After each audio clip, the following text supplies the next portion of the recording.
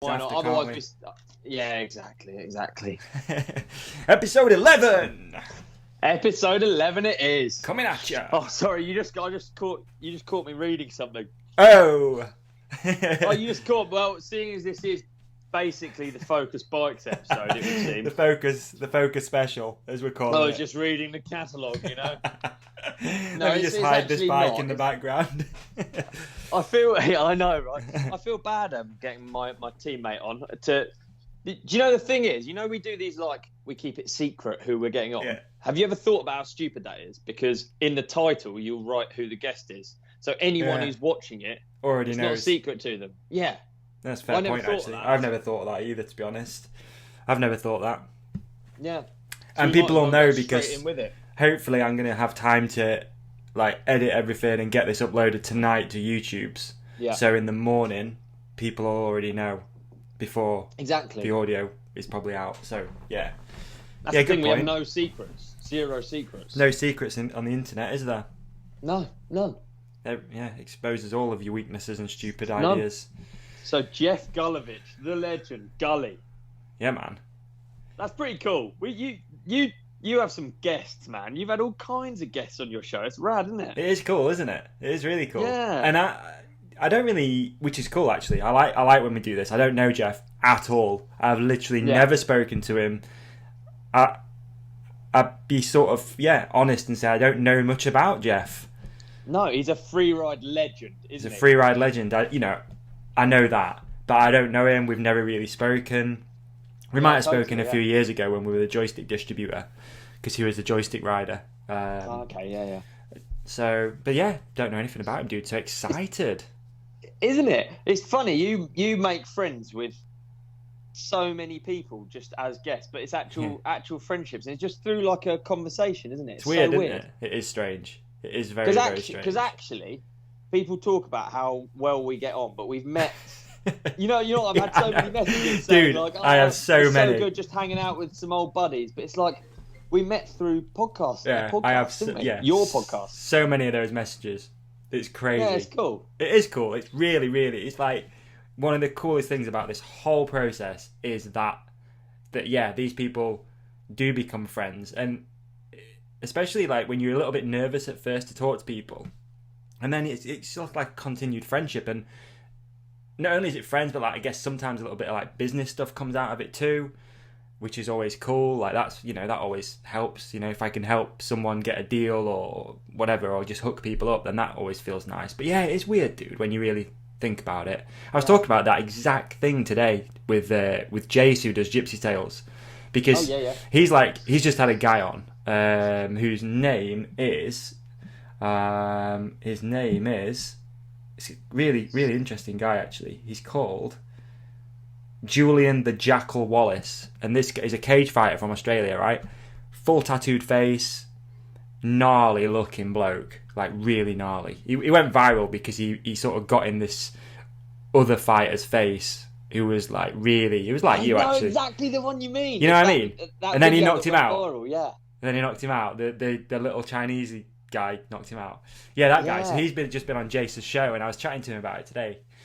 And I'm like, dude, you get to know these people on such a deeper level than not most, but if you just saw that guy in the street, you just think, oh, what a dick. And I guess I know that's what podcasting is you tell the story and you sort of explain things, blah blah blah. But Jace has now got a legit friendship with that guy. Yeah. That's deeper than probably most people will ever have a friendship with that guy, because he sat and spoke to him for 3 hours uninterrupted about the darkest sides of his personality and past. Yeah, isn't it funny? And what is it that makes it different from a normal conversation? Do you know what I mean? Just because we're recording, do we talk? Because I don't even think, if I'm honest, it might come as a surprise because I know I'm a fantastic co-host, but I don't really think about what we're ever talking about. It just, you start recording and then it just goes away. It just turns into conversation. Yeah. It's weird, isn't it? That's long form conversation. That's the best thing about it. Yeah, and it's been, I think, for me, that whole journey of learning not to interview people at all, just sit and have a chat. Like you said, we're just in the pub or whatever. Yeah. Just sit and chat to people, and that's pretty much top and bottom of it. So, Davey, the first few Hook It podcasts you did with guests. Yeah. Maybe guests that you were like, bad. Intimidated by. What were they like? What were they like for you? Were you shitting yourself? Fully shitting myself. Fully shitting myself. Yeah, I can't remember the first big one. The one that I always use as an example would be Luca Shaw. Because I used to I didn't really know anything about Luca, so what I used to do is I used to write down all these notes. You know, like Andrew was saying, I got all these notes everywhere. And I used to do that. Like, I'd really research people for ages and like get all the ins and outs of like what you want to talk about. And then with Luca, we like blew through all these notes in 10 minutes. And I was like, oh shit, now what? Like, what do I do? What do we talk about? And you just kick into like, well, let's just chat. Which is what it should be anyway, with a few talking points. So now it's just a totally separate approach. And some people love it, some people hate it, as we've seen. Some people really hate it. Really, yeah. Yeah, which is fine. But yeah, it's cool, man. It's an absolute privilege to be able to have like built a platform where people want to come and sit and chat and just tell stories and stuff, you know? I think all the podcasts I listen to, when I think about it, are all off the cuff and they're not rigid and structured. I can fully imagine like buzzing through the notes and then just being like choking. Yeah, definitely. Because it's not easy, is it? Like, no, not at all. If you actually thought about it and you're like, right, dude, we got to fill out a 2-hour presentation. You know, it'd be so hard. Online presentation with bullet points. Yeah, and talking, it would be hard. But then just to say, right, let's just stand somewhere or sit somewhere and just hit record. Yeah. And you get to 2 hours and you're like, where the hell did that go? Yeah. So anyway, let's talk about the weather. Let's talk about the Focus Sam.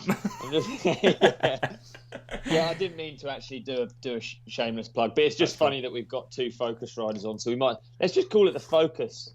Can we call it the Focus episode? No, the Focus group. The Focus group, yeah. The Focus group, that's actually a good name. I like that. That's decent. It's not bad, is it? Yeah, you've been thinking about one today. Yeah. A little bit. No, I haven't actually. I don't prepare, as you may be able to tell. I lie, actually, because I do prepare in that my bed sheets were hanging between the bikes behind me, and I just thought it looked a little bit like a hostage situation. Yeah.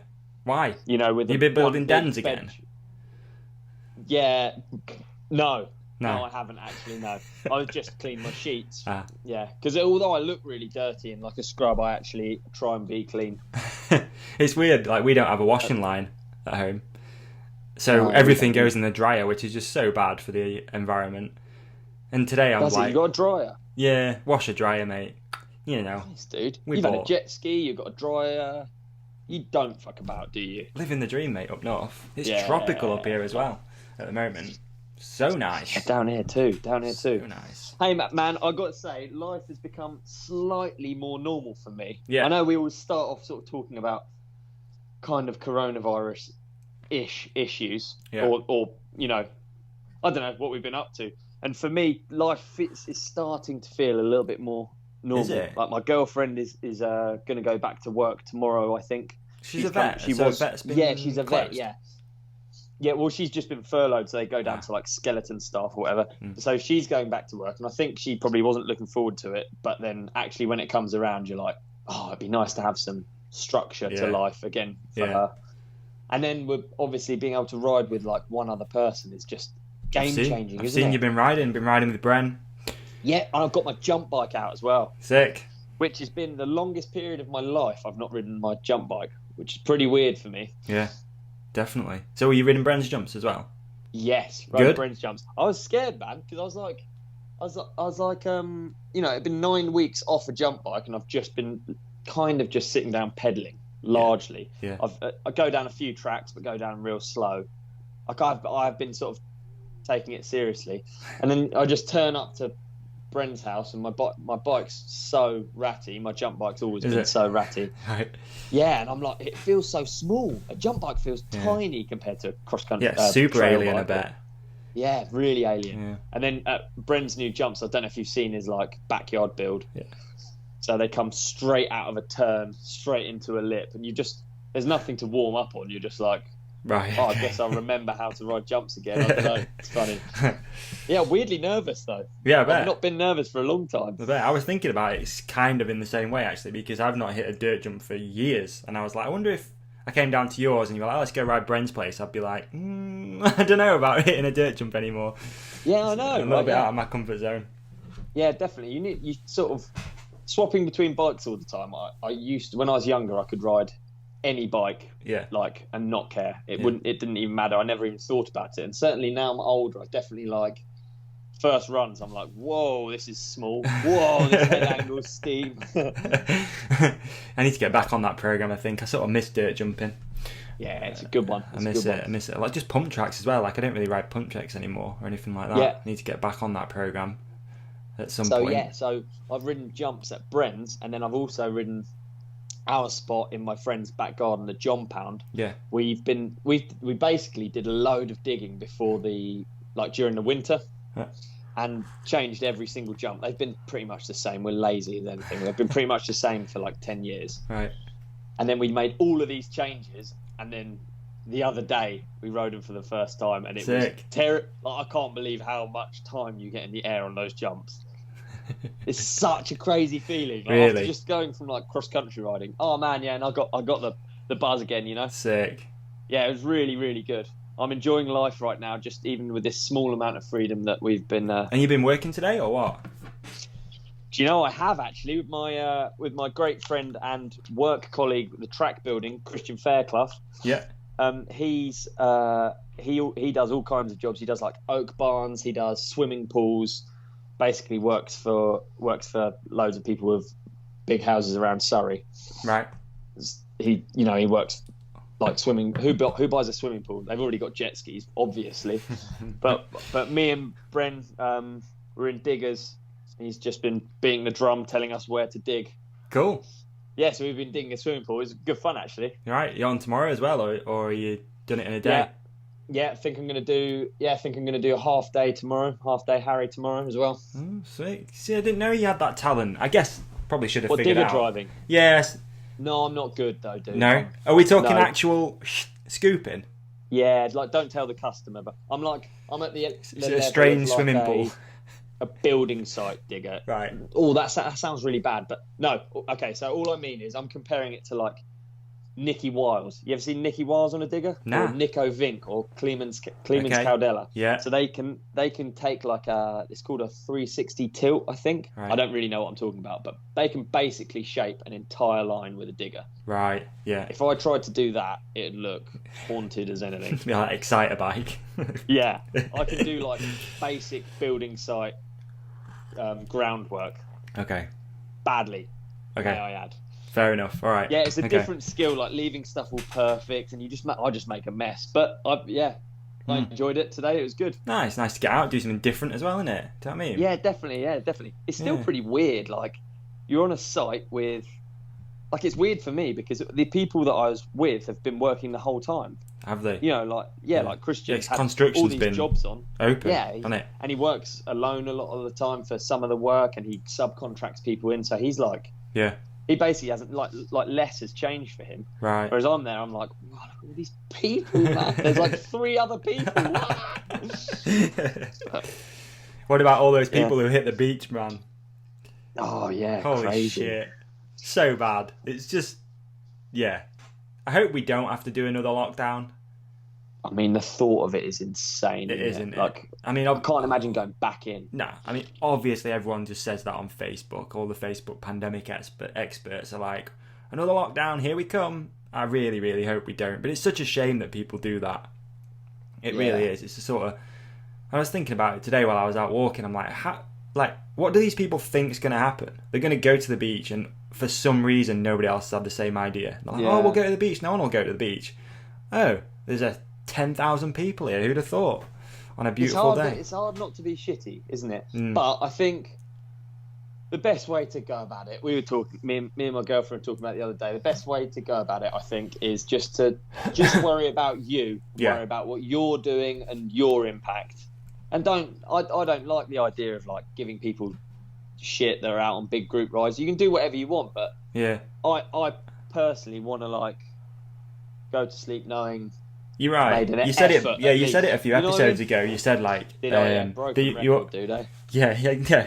Fucking shut up. But you said like you've just got to do You've just got to set your own example, haven't you? And I did it the same actually this weekend. I got invited on a group ride, and I was like pretty stoked to go. I'm like, yeah, that'd be cool. And then the more I thought about it, I was like, I don't want to be that guy. That it's more for my own personal sort of mentality that like I don't want to be that guy that sat here now talking to you saying, oh, you shouldn't do this, you shouldn't do that. But then at the weekend I went out on a group ride, even if we did social distance, you know, it'd be weird. I wouldn't judge. No, like, no. I understand everyone's different, but like just for myself. For me, say I'm the same. For me personally, I wouldn't feel comfortable, and maybe it's because of having a bit of a platform too, and you probably might feel the same. A much larger scale that you don't want to be seen out doing that. It's probably worse for you. It's way worse for you. If someone did see you and Bernard and Bren and Sam. Yeah, I think that probably wouldn't go down great, would it? No. And just you're just giving off a message like you don't care, and it's all silly, which I definitely don't want to. Yeah. I think about it more than just on camera or being a Instagrammy guy. I think of it as just like generally, if you just go past someone, you give off that message, and totally. All your work's undone. Then we've done how many? We've done 11 weeks now of this shit. You know, don't undo it. What's the point? Yeah, might as well just see it out to the end now, even if it is a completely wasted time. Who knows? Totally. Yeah. So I was pretty happy that I did that. Turned it down. Plus, my hands were fucked. Like I fully screwed my hands up last week, like an idiot. I sent you the photos of all the blisters. Yeah, you did on your kettlebell, didn't you? Yeah, what an idiot. So that played a bit of a part. So what were you doing with your kettlebell? Well, you know, again, stuck record, a few episodes ago, I said that if I ever get like anxiety or something like that, I've got a couple of go-tos, which is like the first thing, thankfully now, is like meditate. I know if I've got anxiety, I meditate. Or I go get cold. Like I sit in a cold bath and I just figure it out. Unfortunately, though, the third thing that I do is to just absolutely destroy myself at something, and that seems to really work. So I'll either... It's so bad. I'm such an idiot, but my brain will go, oh, you feel a bit down or a bit like you've got anxiety. Why don't you go run 20 miles? And then my brain goes, well, that's stupid. But then the other side of my brain goes, yeah, but you've already thought about doing it now, so maybe you should go do that. So then I'll go and do it, and I'll hurt myself. And it was the same thing the other day. For some reason, I had like a little bit of anxiety. It was like 25 degrees in the garden, and my brain's like, well, you should see if you can do 1,000 kettlebell swings. Yeah. Is that what you did, 1,000? Well, I tried. I didn't get to 1,000. I got to like what number did you get 800 to? And something. And dude, you see my hands. I had blisters all over myself, and I could feel them pop in, and then I was like, just what? Swinging that thing. Just and something weird happens, dude. Something takes over, where I just turn savage. I don't know what it is. It's horrible, but that's my go-to. So there you go. Yeah. Fuck knows. Yeah. Thankfully, though, I've found other options, because that used to be my only option before like listening to podcasts and stuff like that, and discovering stuff like meditation and being cold, and I don't know, maybe just going for a walk. I couldn't tell you what I do if I'm over it. If I'm over it, I think I just go biking always. Really? Yeah. Just go biking on a long ride. Definitely. Well, I live with a roadie, and she definitely goes. Well, if she's bummed, she'll just go for the longest ride. You know. Yeah. It's funny how everyone works differently, don't they? Totally. Yeah, my brain's digging is a terrible. good one, I think. Digging's a great one. Digging is a good one. Yeah, it is. But again, I've not really had I've not really had that outlet for a while. Yeah. So especially with, I don't know, man. Like one of the weird things is when you've got like a bike company or something in bikes, you get home maybe and you're stressed, and the last thing you want to do is then see a bike. So I'd go do something totally different. So just so bikes don't feel like a stressful thing. Yeah. I don't know. Yeah, I hear that. I think the endurance thing. You know, when I say I go biking if I'm bummed, I do. But I think going for a really long road ride would be gnarly for me. That's staring into the abyss for me. That's alone, too many thoughts. Yeah. Yeah, I don't think it'd be good. I need like a distraction almost. I think road riding wouldn't be like doing a massive road ride. It would be staring into the abyss. Right. Yeah. Yeah, I'm probably the same, to be honest. I've never really done like a really, really long road ride. I've done like long other things like running and stuff like that, but yeah, I don't think a long road ride would do good for me. So I did the Stelvio Pass. Have you ever heard of that? No, what's that?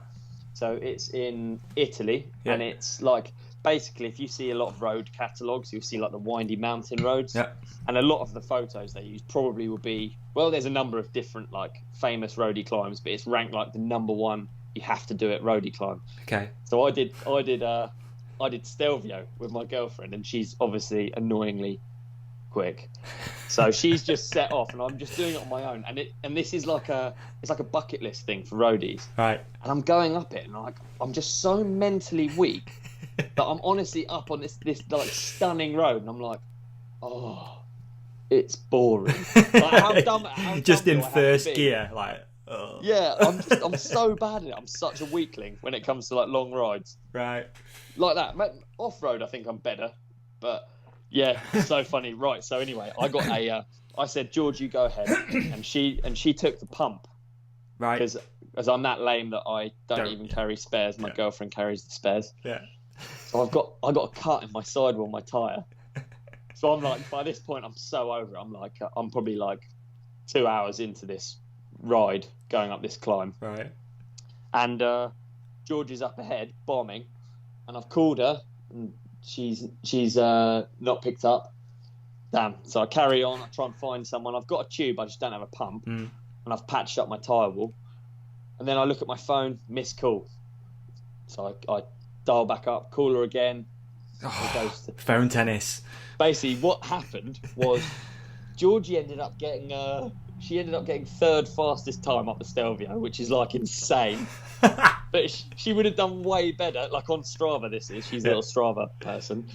And if she hadn't probably pulled over and talked to her annoying boyfriend with a puncture and no pump, then she probably would have got fastest time up there. How annoying am I? Worst guy ever. Yeah, you don't want to do it again either, do you, after, I bet? No, but I deserved it. And also, I got to the top, and after she was so cold, she was waiting for me over it.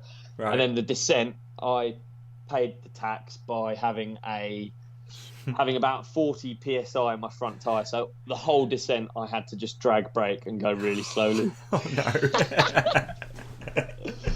So yeah, that was my Stelvio pass story. Wow, do you come back the same way, or do you go down? Yeah, you go back the same way. Well, we did anyway. Yeah, it's really iconic. All of the windy roads. Yeah. It's really like it is amazing. I think it's like a motoring thing as well. Like people with like old classic cars do. Come and try and skim you while they go up it. Yeah. Recipe for disaster. Fast cars and roadies on the inside of corners. Yeah, exactly. Great. Yeah. I feel self-conscious when I'm in road biking a tyre. I feel like I've got a giant head and real skinny legs. I thought you were going to say giant something else then, dude. I don't ever think that. No. Same. Just self-conscious about my massive cock hanging out the front of my bib shorts. Yeah. Oh, man. No, I don't want to sound like a dick. I'm not like bored. I'm just mentally weak. Bored is the wrong thing. It's just like I just get that feeling of like, yeah. What's the longest mountain bike ride you've done? Mountain bike? Yeah. I don't know, because I do millions of short ones normally. I can do like four like say 15-mile rides. That'd be like a normal summer day. Right. In the height of summer. So I'll do loads and loads of rides with different people, and then so it adds up. But probably doing one long one. I did do you know the South Downs Way? I don't know if it's 100-mile it's a 100-mile mountain bike ride. Yeah. Okay. Yeah, I did that before, but yeah. But have you done any like point-to-point races? You know, like Andes Pacifico or anything like that? Do you know, I like the idea of it. Yeah. Trans-Madeira was quite gnarly. That was a lot of altitude and that was really gnarly actually, yeah. Okay. But yeah, no, I'm useless in terms of like doing one of these giant epics. I've never done anything like that either, to be honest. Yeah. What's a standard ride? Do you know what the length is? For like a long bike ride for you? Or for me? Actually just, yeah. It's not far. I did probably the longest ride I've done in a long time on Sunday. Oh, yeah. I put some gloves on, went out, and I did. I'll tell you, because I actually Strava'd it. Yes, dude. Sad person. But I Strava'd it because I thought this is going to be a bit longer than normal for me. So I thought I'll Strava this because I'm just curious how far I go. And it was just shy of 22 mile, 21.8. There you go, yeah. Which so it's not that far, but it is in a way for me. And in the Peak District, everything's uphill out here, bro. Yeah, you got big hills, haven't you? Everything's uphill in the Peak District. So, and I've wanted to do that for a long time since we bought this house because I live just on the outside of the peaks, and I've always wanted to go and ride some of the hot spots, and then ride home. So it was nice to do that. To be honest, it's a lovely day for it. Went out super early as well, which I think very responsible person. I went out early, so there's no pandemic crowds. I just got it done. I was home for about 11:15. Boom, 22 miles in the bag. Wicked. Garden, well good. Budweiser, soil on the hands, beautiful. It's funny, isn't it? Because on a mountain bike, you do like 22 miles. It sounds so small on a road bike. Yeah. Like a road bike, that'd be, maybe just over an hour. Yeah. And true. on a mountain bike, it's a lot harder. It's a bit of a slog. It's a lot harder. It's a bigger ride. Yeah. Definitely. So good. I enjoyed it. We've got the list that me and my friends made when we turned 30 of 30 things to do before we turned 31. The one that nearly killed me. We've got the 100-mile bike rides on that, so that's got to happen at some point. Is it? Yeah. Yeah, we put that on there, so that's got to happen. Mate, you want to come down south for that? Yeah, definitely. Just get away from. Well, I could ride down south because it's downhill. Downhill all the way. M1. Easy. All the way down. Yeah. A bike ride down the M1, brilliant. Beautiful. Yeah, that'd be fantastic. You only see those time trials; they're insane. They quite literally go down motorways sometimes, like around the roundabout and then back the other way. Yeah, they do one just by us. It's basically up a long hill, turn round at the roundabout at the top, down the other side. Isn't it funny? All that cycling encompasses. Shit. It's a total waste of time. Yeah, but you've got see flatland. Yeah. You've got flatland here. You've got riding along A roads here. Yeah. Flatland. There's so many different things. Mad, isn't it? Flatland. How's your Dutch, what's it called? Squeaker? What's it called? Squeaker. We're still on 5, dude. I haven't done any of my practice sessions. But I had I asked you to ask me about that actually because I had a wicked yeah, you did. I totally forgot, but I did.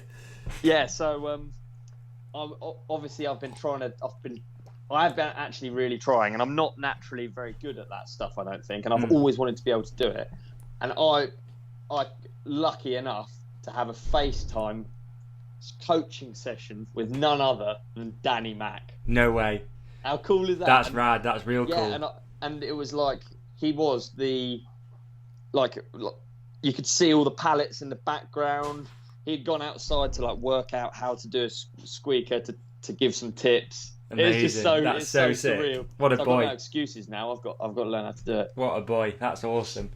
Do you know? I love all of his Insta content that he puts out because it's so you can see how incredible he is because you can see everyone knows how big a pallet is, and he's just stacking them up, and then everyone knows how big a sleeper is, and so I think one of the coolest skills to have is to be able to enjoy your bike with the most simple things. So a bike in a car park. If you can make that fun, then you're almost the kind of rider I like. Yeah, flatland. Yeah, there you go. But Danny's in some spot in Scotland, completely isolated, and he's just got sleepers and pallets in his bike, and that's all he needs. Yeah, and he can just have weeks of fun. I think that's so cool. That is literally stripping it all down to the bare bones, isn't it? Yeah. And probably think how many years he's done it, and he's still just enjoying going out and hopping up pallets and finding out what he can do. And it looks rad. But him, Duncan Shaw, all those guys, it looks like they're having a good time. Definitely, I agree with you. Funny Danny McAskill story. One of the we were talking about earlier about the turning points within this whole podcast thing. Yeah. One of the major ones for me was Danny randomly just shared an episode once, and it legitimately made me cry. It was so weird. The response internally, because it was at a point where it was probably 15, 20 episodes into this whole thing, and you just this is hard work. Nothing's really happening. And then I went on my Instagram and it was just, Danny McAskill had shared it. I can't remember which one. And I was just oh my God, it's happening. Something's going to happen. And it sort of did after that, which is pretty cool. It was a bit of a turning point. And then he came on and, really cool. He's the man, huh? He is. We've got such a cool sport. We've got such a cool sport. You've got all of these people that you sort of like, you meet Danny and you almost think he can't be that down to earth. He can't be, he's got to be a crazy person. He must be. He's this successful. He's this amazing at riding. He's got to be a dick or something. He's got an ego, but coolest guy there's ever. Literally nothing. There's no ego Coolest there at all. Ever. Yeah. Same again. I'm Steve Peat, lifelong hero as a kid, and then you meet him and he actually gets better. It's like, I can't believe this. He's cooler than I thought he was. Yeah. Warner. Yeah. Martin Ashton. All of these people that I've like over the years really like looked up to, and then I've been lucky enough somehow to meet them, and they've been even cooler in real life. Yeah. I think that's rad. That is sick, actually. You're right. Yeah. That is so cool. And I think everyone out there, no matter what scale of this sport you're on, will probably have the same experience meeting someone like Steve or Warner and just be like, yeah, for sure. All those years I've watched him and listened to him, and he's just a dude, just a normal guy. So cool. Yeah. Yeah, you're right. Yeah, it is really cool. It is really cool. I don't know if it's the same in every sport. It probably is. Yeah. But I can't help feeling I've always thought if you're really good at one thing, you're probably lacking in another. So, I suppose, yeah. So I've always thought, I'm going to meet some of them and they're going to be like lacking in another. Well, like certainly I feel like I am. I feel like I've got good at biking and got bad at other things. But who knows? Yeah. I don't know. Who's what like athlete or industry guy have you met that's been sort of like not the most nerve-wracking to meet, but yeah, sort of like one way you're like, fuck, I can't believe I'm going to meet this guy tomorrow and do this trip or whatever. Yeah. Well, when I did that trip with Warner, but obviously I know Warner by now, so it's like, yeah, but it's different going to Nepal with somebody. Meeting him and doing some video or whatever is very different to we're going to go on a trip and hang of out, a lifetime. Yeah, it's very true. That's true, actually. I've hung out with him before for very brief moments, and we've gone to parties, let's say at World Cups together, and obviously feel like I get on with the guy, but I wasn't sure. I wasn't really sure if you can get on with someone and not be the same kind of person, but that is... Dude, all of these people, they've lived such lives. They're not going to be boring. Yeah, true. Warner, you can hang out with him for a day. You can hang out with him for a week, and he won't repeat one story, and he's got a lifetime of insane stories. You know? Yeah. And I think that they're such characters. And like, I include my friends in some of this. Like, I'm over it and I'm used to them. But, you think about like people I hang out with all the time, certainly, but then like people like Pill, who I've been friends with for years and years and years, like way before he was even a known rider. I knew him through riding contests and stuff. Right. And then you just think about actually what it's like to be Sam Pilgrim and his lifeline, his story. And it's created this character that is just a one-off. You don't meet a Sam Pilgrim in any other walk of life like that. That only happens through being Sam Pilgrim for that long. True, very true. Very true. And then, like, he's such a character, and he's got so many stories and all these different like life experiences. Yeah. Like, remember when he was on Take Me Out? Yeah, exactly, dude. Like, think how crazy everything he's done is. Yeah. Like, his whole life is crazy. So, I think it about like, actually, almost. I'm very lucky to know lots of people who have like had crazy lives, and I think it's super interesting. I mean, even my brother, dude. He's only had one job. Right. He's been a basketball player. That's sick. Like, you know, yeah. Like, it makes you so good. Have your brothers and sisters really got normal jobs? Sorry? Has your brothers or sisters got like a normal job?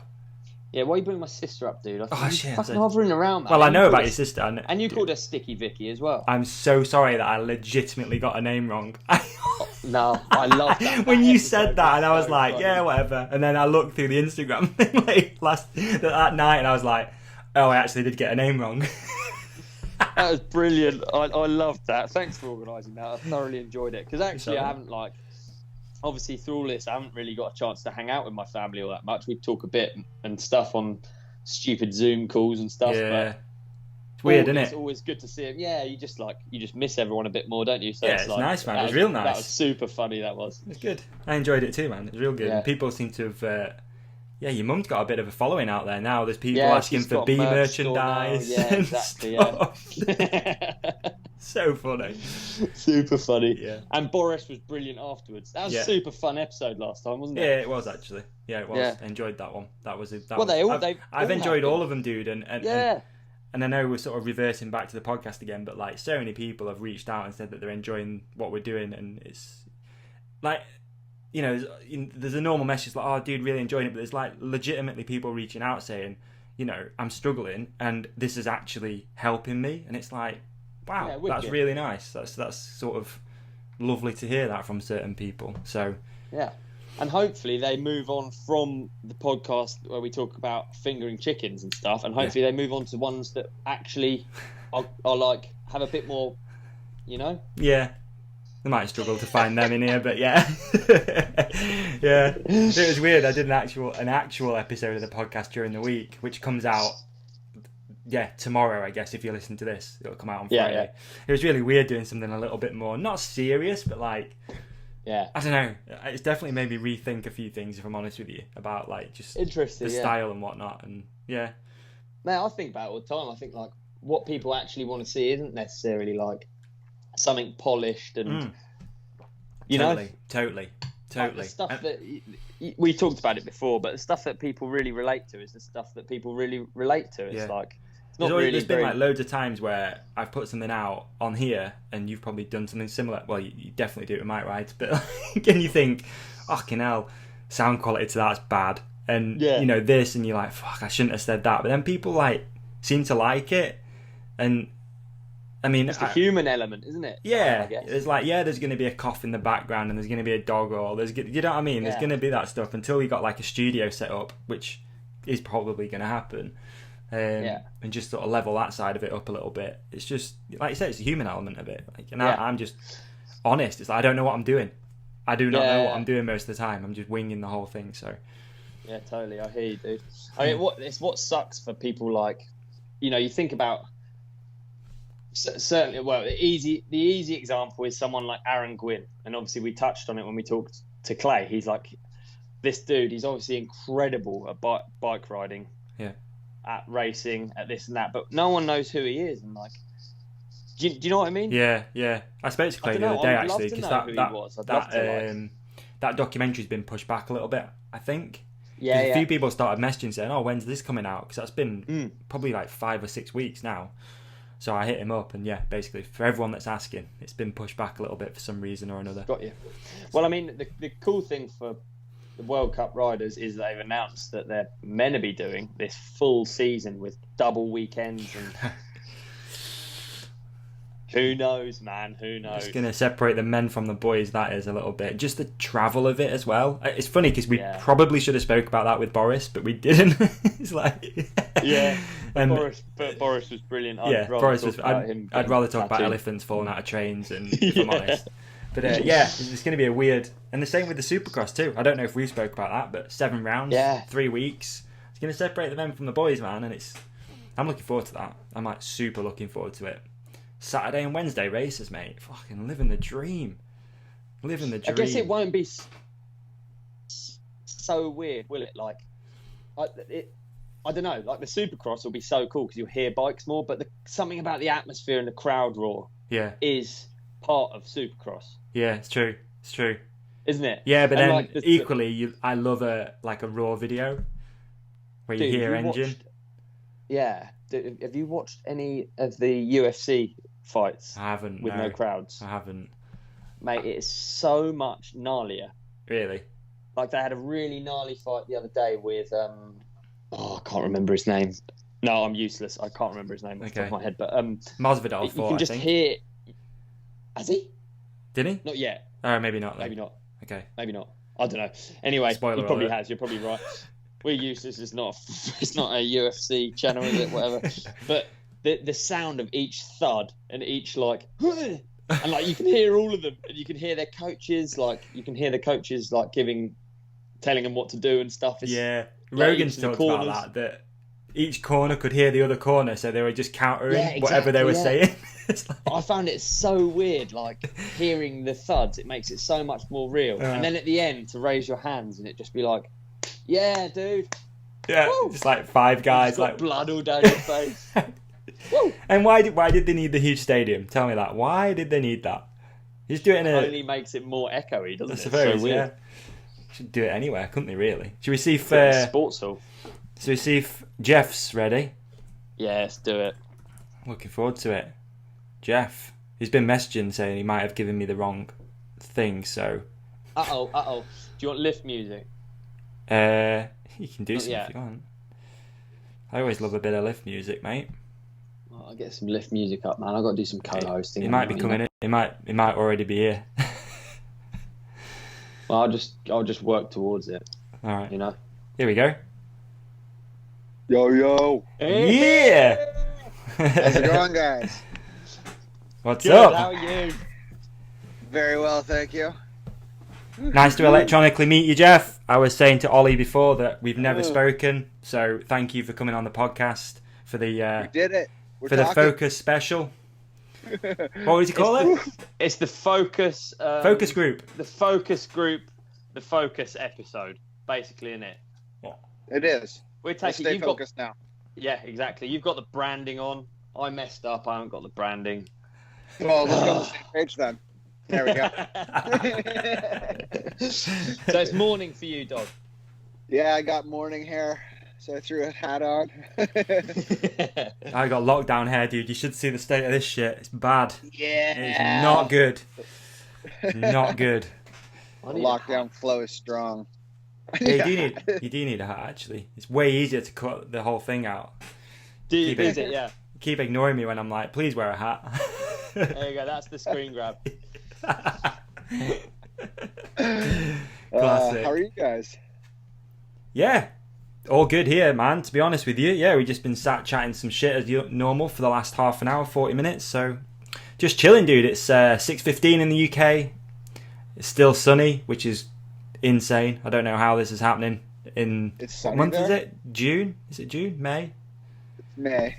It's May. I don't even know what month it is. Lockdown's definitely kicked in. Yeah. We're almost in June, though. Yeah, we're almost there, aren't we? So, yeah, it's good. All good. Yeah, living the dream, mate, some might say. I mean, what about you, Ollie? What about me? I'm living the dream, dude. You know I'm living the dream. Kind of. Just one person at a time dream. Just a slightly socially distanced, weird dream. Hey, me and Gully had it was actually so fun the other day. We had our product presentation for the year, the Focus. Yeah. Oh, this is the thing that we were going to talk about in the last one, but we didn't. Maybe, yeah. Oh, dude, how good was it, though? It was so fun. Yeah? Like, the way they organized it was super fun. Like, should I get into it now or save it for later? Yeah, dude, do it, yeah. So, basically, they sent us all Coronas, like tall cans or bottles or whatever. And the meeting was at 9 a.m. for me, or I guess same time, like 10 a.m. for me. But everybody else was in the evening, so I just woke up to cracking a beer and going into this. It was sick, though. So is this the one that you were late for, Ollie? Oh, dude, I'm always late because of the time difference. I turn my computer on and there's just all of these people there, and I've got my shirt off. I was just the least professional guy ever. And Mo, our athlete manager and legend, he's like previously made fun of me because I was late for that flight that I talked about before. Yeah. And then he couldn't believe that I was actually late for the meeting. Like, what an idiot. How can I be that much of an idiot? But we got there. It was all good. So we were on a Zoom call with like everyone in the Focus family, from engineers to like marketing managers and the whole team of riders. And I thought it was so rad. It was like we've got Marco Fontana on Focus. Right. Oh wow. I've met the guy a couple of times. I don't know about you, Gully. I haven't met him yet. Haven't you? So I've met him a couple of times. So do you know who Marco Fontana is, Davey? No. I'm just like, yeah, have you? But I honestly don't know. So he's like Olympian cross-country rider. He rode for Bianchi for a lot of years. He's a Red Bull athlete. Okay. Super big-time Italian cross-country rider. And such a character, isn't he? Really? Yeah, he's Gucci through and through. Yeah, dude. I'd never even heard of the guy. So this like Zoom call thing we did was meant to be in place of an actual team trip. Yeah. Because, you know, we don't get a chance to all hang out together. Obviously, Gully, dude, you're away for like how many days in a year are you away for? I do about 7 months of traveling. Like, how insane is that? That's insane. That's on. Yeah, it's like Boris almost. Yeah, Boris is on the go nonstop with World Cups and everything. Yeah. 7 months away. Jeez. So me and Gully have been trying to arrange a trip for years now, man. And when was the last time you guys rode together? Last year in Germany, I'd say. Was it? Yeah. Oh, the Focus thing. Yeah. So this year's one was going to be a big road trip with the whole team, and instead we did this like Zoom call thing. Okay. But it made me realise how good the trip would have been. Dude, would have been insane. When we can get this to happen, like, having everybody there is just going to be silly. Yeah. It'd be so good, huh? And what was the plan? What was it? I mean, not to dwell on it not happening, but what was the plan? Yeah, I know, right? I know. It's like, it didn't happen, but wait, let's talk about it anyway. Well, I think we were all going to start in Germany together and then road trip from Focus into Spain and do an athlete camp and just ride a new location every day. Wow. And it like just a varying different like riding stuff, because obviously you've got Marco, who's probably an XC rider. Yeah. Yeah. Gully free ride. Yeah. Just a bunch of different stuff. The weird thing is though, right? We kind of everyone on the team's like started doing different things. So you've got Gully over here who's riding Rampage. You've got Marco's riding World Cup cross country. You've got dirt jump kids like me and Evan and Axel. And yet ultimately we all just ride mountain bikes. So I think like the difference is it's like all of these different genres have all just ended up. Everyone ends up in the same place, don't they? Riding mountain bikes. It's like true. That's just it. Like everybody comes from a different background, but honestly, like we're all homies just riding bikes. Yeah. And even at the first athlete summit, everybody just bonded so quickly. There's just a mutual respect. Everybody's chilling, just kind of like motivating each other to go do something stupider and stupider than the guy before. And it's just a bunch of dudes hanging out. And like when I run into Ollie or when I see Axel, even any of the boys, it's just like a continuation of conversation. Everybody's so chill. Yeah. So. It is good, man. You know what? Yeah. Carl, it makes me laugh. Like you saying that about you having a beer first thing in the morning. You know, I remember one of the first times, right? I've met Gully. I remember. You probably don't remember it, dude, but I remember it. It was my first time digging at Rampage. Okay. And we get to the site, and do you know what? Bren's gone the previous year, and he's crashed his brains out and not managed to compete. So we get to the site, we're walking up, it's first day. We're like, dude, already we all feel like nerdy English guys. You know? You got the cool British shorts on. Yeah. And we're like the in-betweeners, you know? And we turn up, and Rampage starts early, you know? So it's like 7:30 in the morning. I've never met Gully, and he comes up to me, and he's like, "What's up, man?" And hands me some Jack Daniels. At like 7 in the morning. Hey, man, want some of this?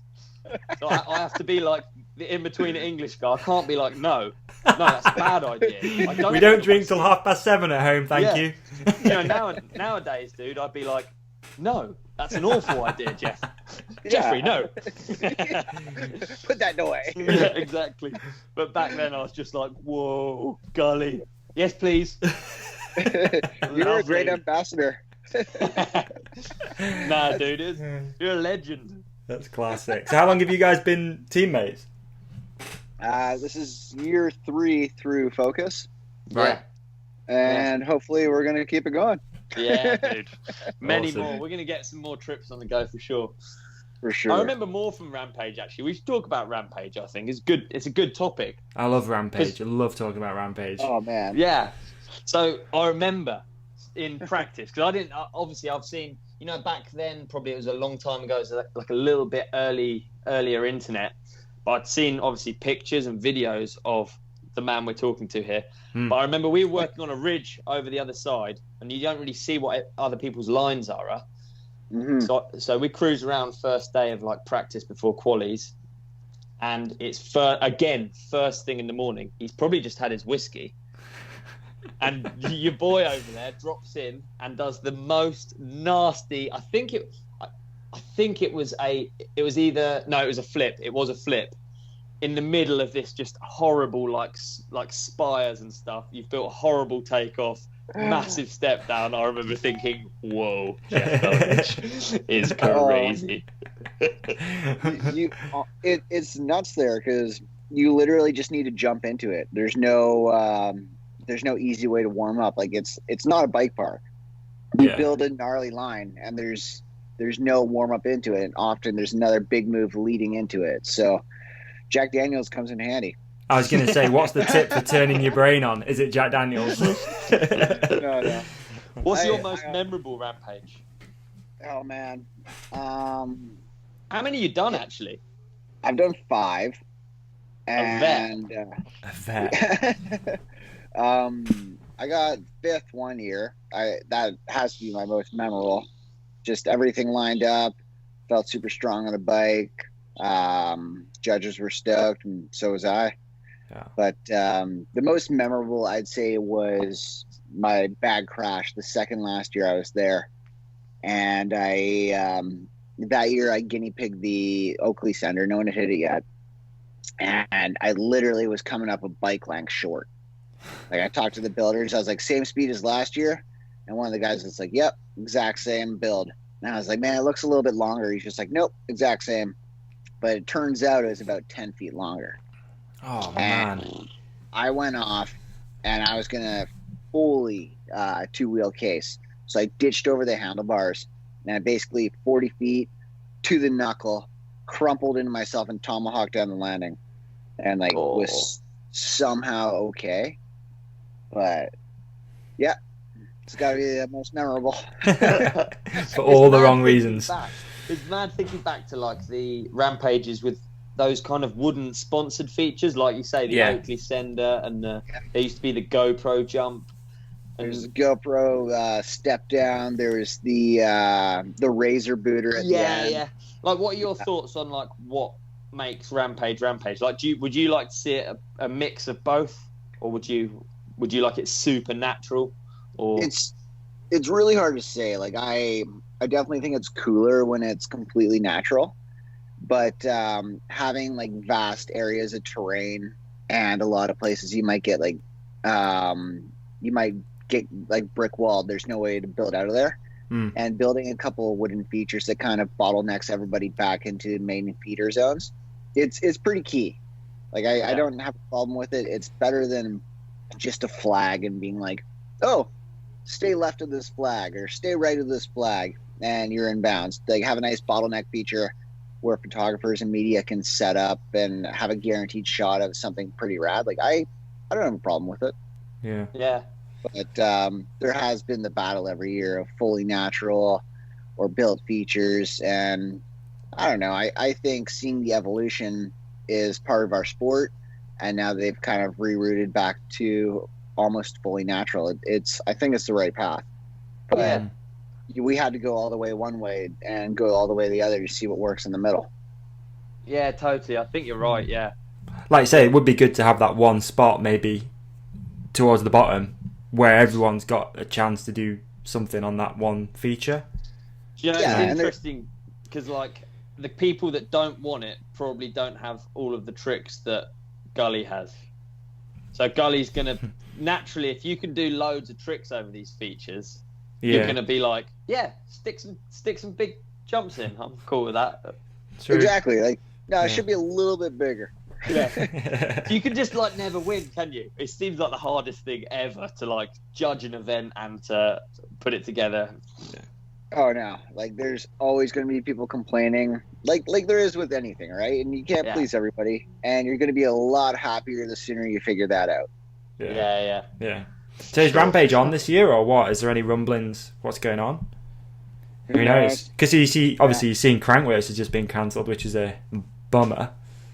Yeah, that will not have been an easy decision, but no, obviously the right call, but it's a weird time.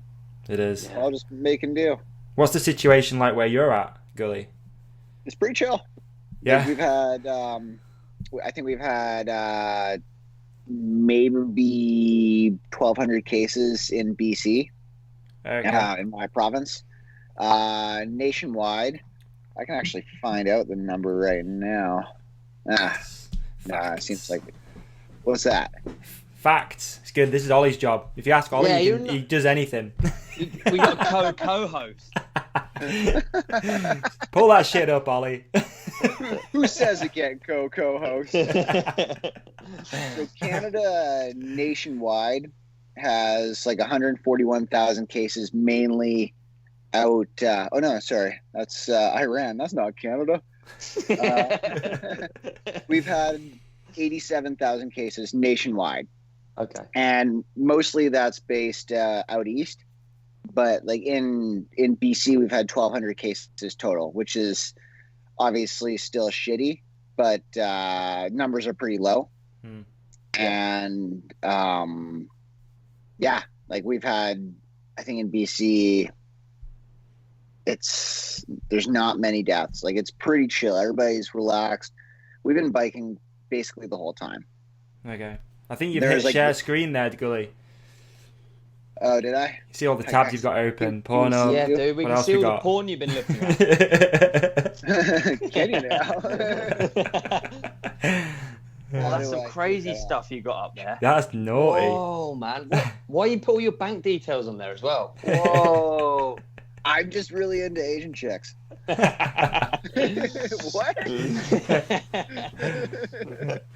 Is that better? Did I fix it? Yeah, good. We're all good. We're all good. A perfect co-host job. Yeah. That's the technical error. That's it. Stunning. So you've been riding still completely normally, eh? For the most part, like in the beginning when the shutdown happened and everybody was quite nervous, we definitely toned it down quite a bit. But talking to friends who work in hospitals and things like that, they're like, we're bored. There's nothing going on.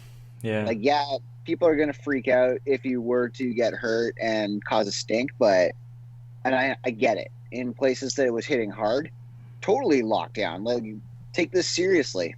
And we did the first couple of weeks here also.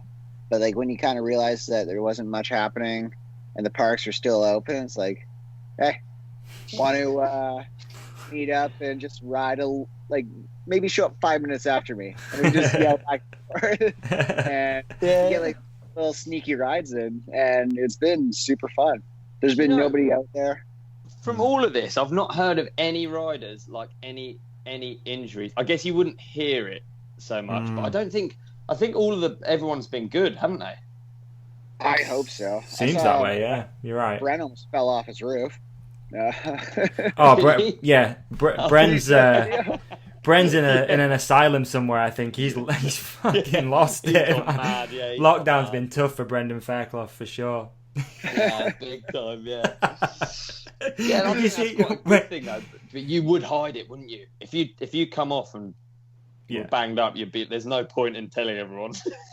I think I would hide it for sure. Yeah. And I guess it must be equally like really difficult, especially for racers, that they've got a World Cup schedule now, and it's kind of need to go out and put some fast runs in. Yeah. Kind of don't want to. Weird, eh? Yeah. Well, I went riding with Bren the other day, and like we were both talking about how as soon as you're with another person, you go a bit faster. Yeah. Oh, yeah. And like you're talking about how, do you know what it is? You look closer to your front wheel. So I think the more time we've had off, your eyes are in the wrong place. You're getting used to like going at a slower pace. So you start looking closer and closer. Yeah. And then when you start going quick, you're just dropping. Yeah, you start going quick. You're like, oh, man. Yeah. It's gonna be weird. Yeah. Really strange. Nuts. And in the trees too. Like I was just doing cam loops yesterday. And you're riding fully pinned. Like the rule of thumb is don't touch your brakes unless someone warns you to do it, basically in cam loops. And we don't go that fast in the trees here.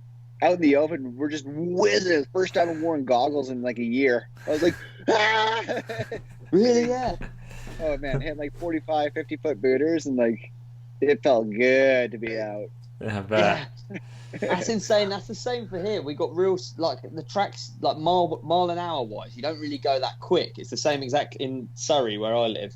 It's exactly the same. So whenever I go somewhere, like I always think there's a bike park in the UK called Black Mountain Bike Park, and you basically spend a day like above 30 miles an hour. Yeah. And it just feels so crazy compared to home riding, you know? I guess the same for you in Kamloops. Dude, same, like even just going to Whistler Bike Park, because everything's built to carry so much speed there. And it takes a couple runs to get back in the mood. Like you're feathering your brakes at first, you're like, whoa. And then once you kind of realize you're good to go, you're back at it. But you're not used to traveling that fast all the time. Yeah, for sure. Definitely. So, Gully, we've been doing these 3 things. I was going to ask you 3 things that you should recommend people do while in lockdown, because around the world a lot of people are still in lockdown, and I know you've had it. You sound like you've had a pretty good run at this lockdown situation compared to a lot of people. But if you were to recommend 3 things, what would you recommend people do? Oh man, I would watch Breaking Bad from the beginning. Oof. That's an amazing series. I would probably stretch and make a little workout routine if you're actually at home, because why not? Like, you're just gonna sit there and rot if you're not doing anything. You do that, dude. You're good at that. Yeah, I have a daily little routine I do, like mainly stretching, but I throw push-ups and sit-ups in, just mellow, but keep it regular. And it definitely helps you just in the morning, wake up, like get your coffee, do your little routine, or post-ride, roll out the back and legs. And it's really important. You got to take care of yourself all the time. You have. Hey, did you listen to McDuff's podcast about mornings, which was really good? Yeah. Who's, sorry? Matt's, McDuff's. No, I haven't. He did a podcast about mornings. It was bloody awesome. It's really, really good. Wicked. I need to. I was mind blown by that Remy one, man. Yeah, it's good, wasn't it? I couldn't, like everyone was telling me, to listen to it, and I was like, when everyone tells you to listen to something or watch something, sometimes I'm a bit like, I don't want to now. Now you've told me what to do. I don't really want to do it that much, but I couldn't believe it. Have you listened to it, Gully? No, I haven't. It's good, dude. Yeah. Which Remy? Remy Morton. Okay. Not He seems like a cool dude. Yeah, not Natalia. Remy Morton seems like a cool dude. I don't know if I've ever talked to him before, but seems like a bro. Good. Yeah, Matt killed it. Absolutely killed it with that one. He's good. Sweet. He's a natural at that. Absolutely. It is mind blowing, isn't it? It's like ago. It's worth doing a podcast on that podcast, if you know what I mean. Like totally. Discussing all the points. Yeah. Honestly, dude. I think when he came on here, it was coming out like. Was it coming out like the next day or a couple of days after, weren't it? So we didn't really talk about it. No. So, yeah, it's a fucking good episode, that was. Shame, man. Well, I guess it would have spoiled it. Can we spoil it now? Can we talk about it? Spoiler alert. Yeah, go for it. Yeah, you gotta throw the hook in. I want to hear it. Yeah, because I think more people should listen to it, because actually all of these riders that you see riding, there's a large majority of them have gone through crappy injuries, just like to be really good at something. I feel like you nail yourself so much, and Remy's story is the most crazy story I've ever heard. So it's following his Fest crash, right? Did you ever see this? No. So the Fest crash was really gnarly, and he was comatose for 5 weeks. I think it was 5 weeks. Yeah. Yeah. So basically, Remy goes into the story of what he experienced in those 5 weeks. So it is basically a 5 week long hallucination on a load of sort of drugs from his induced coma, and just him in his mind, trapped in his body, asleep. And it is absolutely mind blowing. Yeah. In his words are that he lived like 6 months of his life. Huh? Is that right? Is it 6 months of his life? Yeah, lived 6 months, and then just woke up one day and was like, "What the hell? I'm back!" Yeah. But dude, he carried on what the plans that he was gonna do. He carried them on, but obviously in this weird dream state, and it is absolutely mind blowing. Like, he went to Whistler. He was gonna go to Whistler, and he went to Whistler. And whilst he was in Whistler, I think this is a cool. It's not spoiling it, is it? We can talk about it. Yeah. So when he was in Whistler, he was injured in the dream as well. So it's kind of like you have to think in like an Inception manner almost. But in the dream, he was injured, and he was being paid by Red Bull to be a party athlete. So what were they paying him? $10,000 a week to just get shit faced, and he got a bonus as the more shit faced he got. So good. But like, there's elements. What I think was really interesting, because Remy's a real like genuine guy. You know, he's not like showing off. He's not making the story anything more than it was. He's talking about these things that actually happened for him. So he's aware that it was a dream, but it actually happened for him, you know? So the whole time he's saying like, oh yeah, I was partying and this and that. But then also he couldn't sleep whilst he was in the dream, if you saw what I mean. Oh, wow. So he'd finish partying and he'd be living like a homeless person. So in his mind, he's experienced living like a homeless person for like a month in Whistler, being paid by Red Bull to party. I can't tell you how worthwhile it is listening to that thing. I was blown away. I messaged him straight away. Like, I was already a fan of the dude, and then ridden with him a few times. Incredible rider, but like, he's been through some crazy. Like, that's a crazy, crazy story. Yeah. I'm listening to that as soon as I get off of this. Yeah, for sure. Heaps good. Matt killed it. That's gnarly. Absolutely killed it.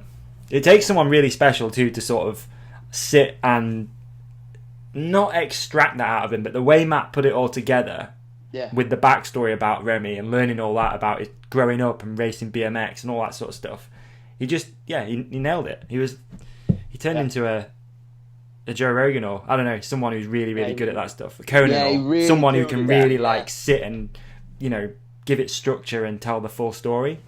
Yeah, absolutely. Yeah. Well done, Matthew. That's cool.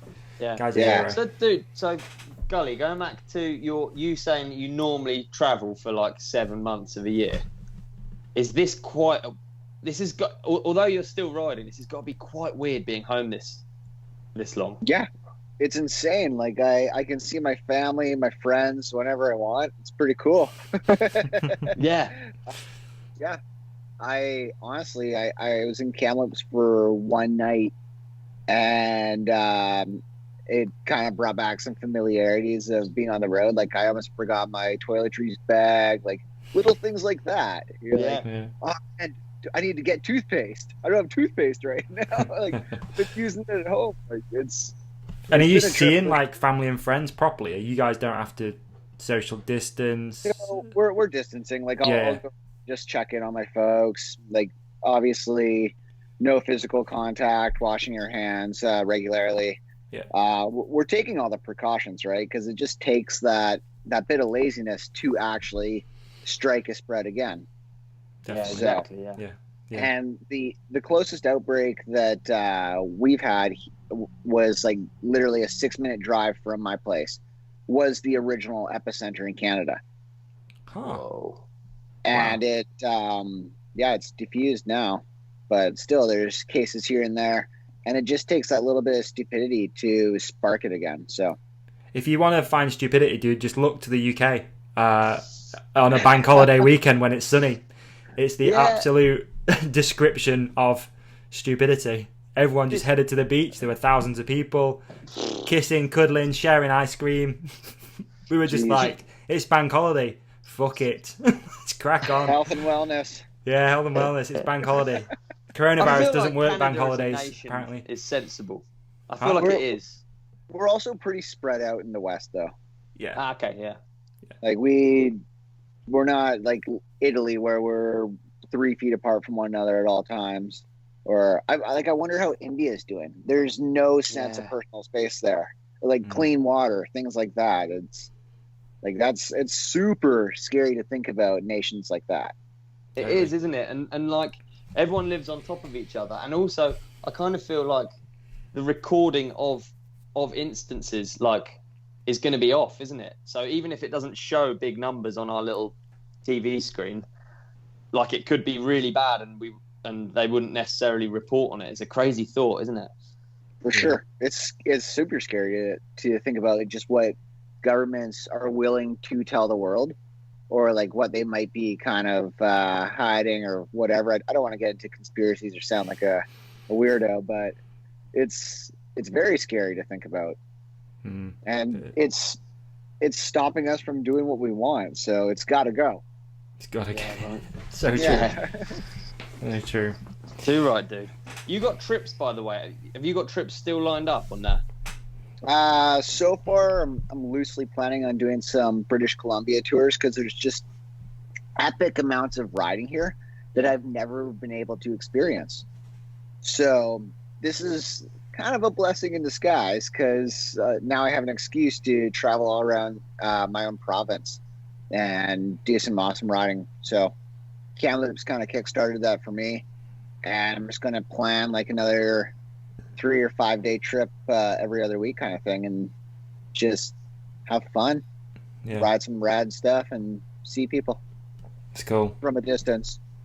I think there are positives to be had from it, aren't there? Like, you know, like it's cool spending that much time with your wife, I'm sure, and not being away and living out of a bag, and like you say, exploring like next to your home rather than miles away in a plane ride away. Yeah, this is actually the longest I have been home to my wife in the 14 years we've been together. Is it? Yeah. You still love her, or? Yeah, I'm surprised she still loves me. Yeah, we're getting divorced now. Yeah. I wonder how many COVID breakups there are going to be, though. So many. There's been a lot already. It's tough. Yeah, so many. Do you know of any? I've seen a couple go down. You! Pandemic. Sure. What about you, Davey? Do you know any? The only one I really know of was, well, the Bernard Kerr one. I don't know if that wasn't a breakup. He just ended up, I think, with someone living. It's actually the opposite. They're now married. Yeah.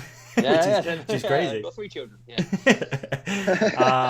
Trying to think. I don't think I do. I don't think I've had anybody come close to breaking up or anything.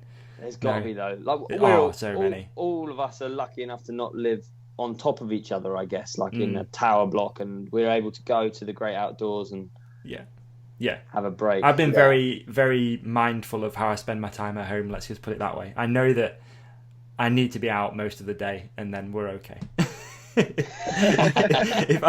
if I just come home to sleep and then leave in the morning, things are absolutely fine at home.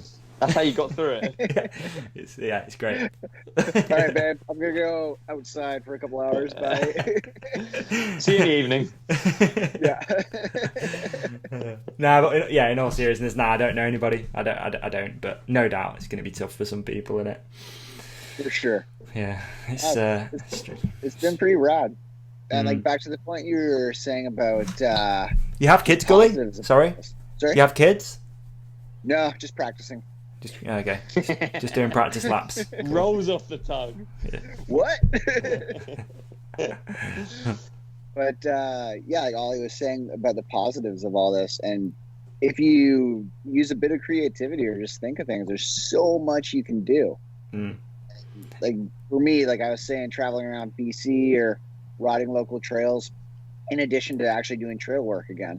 When I'm traveling so much, I come home, maybe get a ride in, and there might be like a new section trail, things are fixed up, and I've had nothing to do with it. Now that I'm at home and don't have an excuse, it's been awesome being out there, like doing actual trail work with the boys, and it's been a blast. Yeah, and as we've talked about this quite a bit, about how especially athletes have sort of adapted to this, having not got like the normal routine of traveling, and it's been super interesting to see. Like, we've had podcasts start up, we've had all sorts of sort of guided workouts and all sorts of cool stuff. Like, people have actually really think outside the box, which is, I think, quite cool. It is. And Ollie's done a fantastic job as well with Mike Rides and doing this podcast. Yeah. Yeah, right. You can't. Oh, come on. Everyone knows it's awful. I'm filming my face. Wait, I've got to get just You need an international one. Can we pause a second? I want to get Gully on Mike Rides. Am I allowed to do that whilst on your on? Yeah, I was just going to say, you need to do an international. You need an international Mike Rides for sure. Yeah, time zone could be an issue for both of you by the sounds of it, especially Ollie. But well, that's what I thought we were originally doing, and I was like, "This is gonna be sick." Imagine if we Skyped him in and he's out riding with a dildo cam on. So funny, wouldn't it? Yeah. Well, we have like the beat your screen time with Focus, so like it would be an ideal time to do it on a ride. Would. Have you heard about that, Davey? I have indeed. We need to talk about it. I guess it's such a cool thing that they're doing. So yeah, as this is the Focus special, Let's talk about it. Right? It's, I think it seems to be, right? Gully, can you do an intro because you've just got away with words. You bet. Do I? It just sounds different. So essentially, Focus Bikes is presenting the Beat Your Screen Time contest. I think to basically get into the raffle, you have to ride 20 hours a week on Strava. And then I think your name gets put into the raffle and you're going to win a Focus bicycle. That's cool. So as simple as that. Is that it, really? So you just have to be on Strava? Be on Strava, follow Beat Your Screen Time from Focus. Right. And they are in association with Strava for this contest. So it's pretty awesome. Just log your rides, have fun, and your name will automatically be entered into a draw to win this bike. Have you checked your screen time, boys? Do you know what you're at? I haven't, but I don't even know how to do it, actually. I've been meaning to look. So annoyingly easy. Just settings. Yeah. Don't you worry, just settings. Just settings. Yeah, go on. Oh, screen time. It's right there. Okay. All right. That's not great. No. How scary is it? Yeah, that's annoying. What's everybody at? Does this take into account... I don't want to get into the intricacies of this, but does this take into account like being on the phone or listening to things? This is fine. I think it's a good thing. I think everyone's got an excuse for once. That's the cool thing. Like, to have a look at your screen time is like, it's embarrassing, but then right now we're kind of allowed to be doing it more than normal. Yeah, dude, I'm on 4 hours. I'm gonna go first. I'm on 4 hours. Daily average. Ashamed of that. Yes, 4 hours. Is it? I never had screen time on, so I'm actually at 0. Oh no! No riding today. Poster boy. You won a bike. I'm at 2 hours 29. That's below the average. The average is 3 hours 30. Is it really? Yeah, but that is interesting because it does take into account listening to podcasts too. So I've had like 17 minutes of podcast listening today. No way. No, but your screen's not on unless you're staring at the screen. Is that right? I think so. Yeah, I think so. Oh no, you're right. Yeah, that's true. It's got fuck. All right.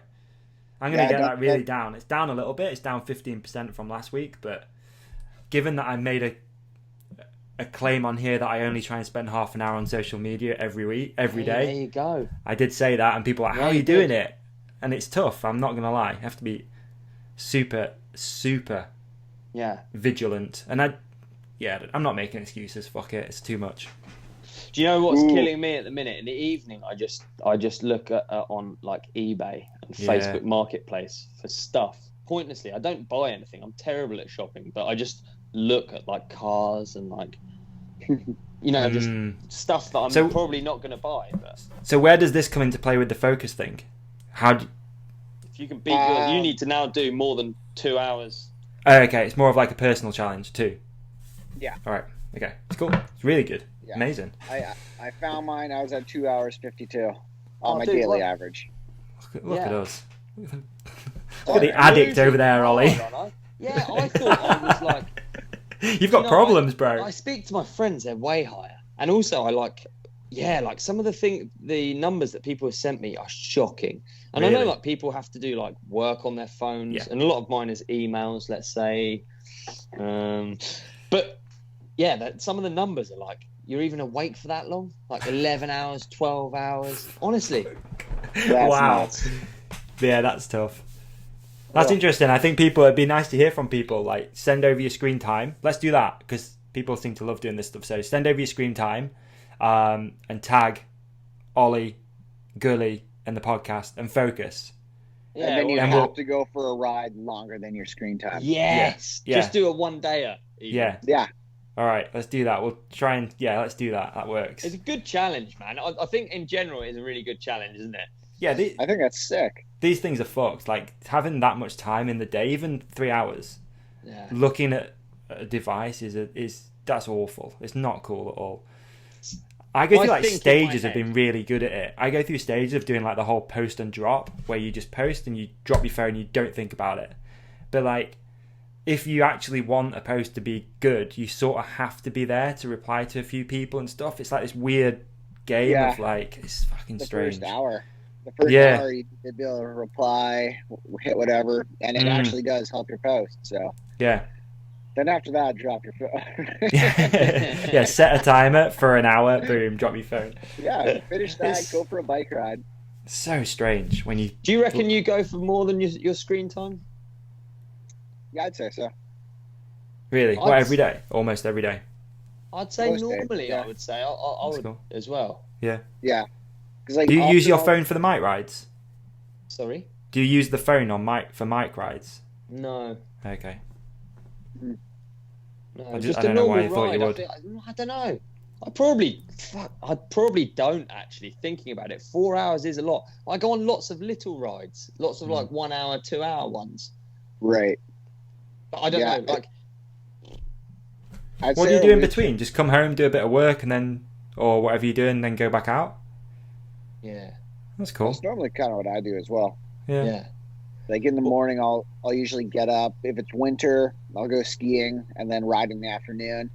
Or like summer, like I'll get up, go for a ride, come back, and you're awake, get some emails done, then go for an afternoon or evening ride with the boys when they're done their real jobs. Yeah, a 2 a day bike ride. Never really. Yeah. Dirt jumps, I think, are good for it because they stack up time. Like I spent some time at the trails when we're sort of riding them. Like yesterday, I rode trails for ages. Yeah. Like dirt jumps, and you did as well, didn't you? Or recently, I've been jumping a ton lately. I'm home. Sick. Yeah. It's like I don't travel with a dirt jumper anymore, so you go see these rad jumps, and you're like, sweet, my trail bike would squish and make it halfway through that first lip. Yeah. Do you remember traveling with a dirt jump bike? Because I know you obviously got a proper slope style background. Do you remember how easy that was? You just did nuts. I never even took off my back wheel. It's incredible. Yeah, you basically take off your front wheel, turn the bar, and it would sit. Like in the old bags too. Like a dirt jumper takes so little space, you could basically get away with taking off one pedal. If you wanted to be that lazy. But I can't be bothered with the other one. Yeah, exactly. That's just too much time. I have things to do on my phone screen. Yeah, exactly. Yeah. Wonder what the hardest thing is to travel with. It's got to be like one of those poles. What's that pole vaulting? What? A tandem. Oh God! Can you imagine? A tandem. Can this go in the overhead?